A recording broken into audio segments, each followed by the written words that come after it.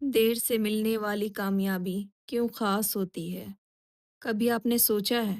کچھ لوگوں کو کامیابی بہت جلدی مل جاتی ہے اور کچھ لوگ سالوں محنت کرتے رہتے ہیں، پھر بھی کچھ حاصل نہیں ہوتا۔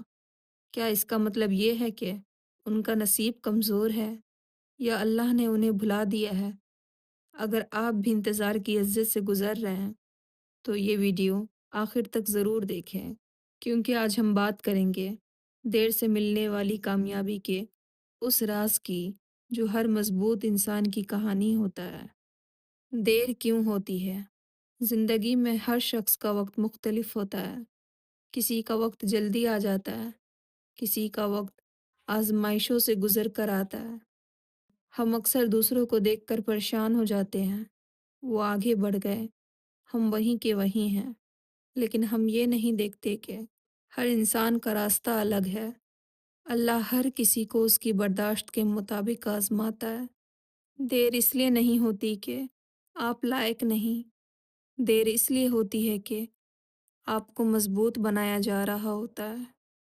انتظار کا فائدہ: جو چیز آسانی سے مل جائے اس کی قدر کم ہوتی ہے، لیکن جو چیز آنسوؤں، دعاؤں اور سجدوں کے بعد ملتی ہے وہ انسان کی روح کا حصہ بن جاتی ہے۔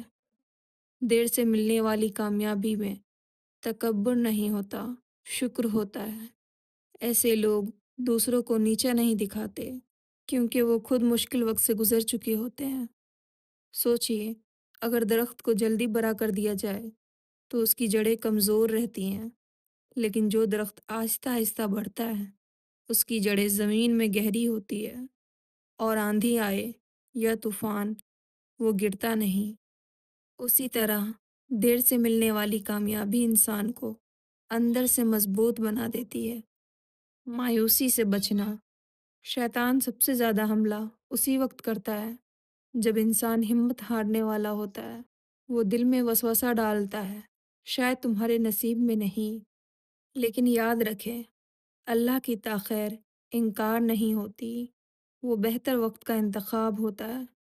اگر کامیابی دیر سے مل رہی ہے تو اپنے عمل کو بہتر کریں، شکایت کم کریں، دعا زیادہ کریں، دوسروں سے موازنہ کرنا چھوڑ دیں۔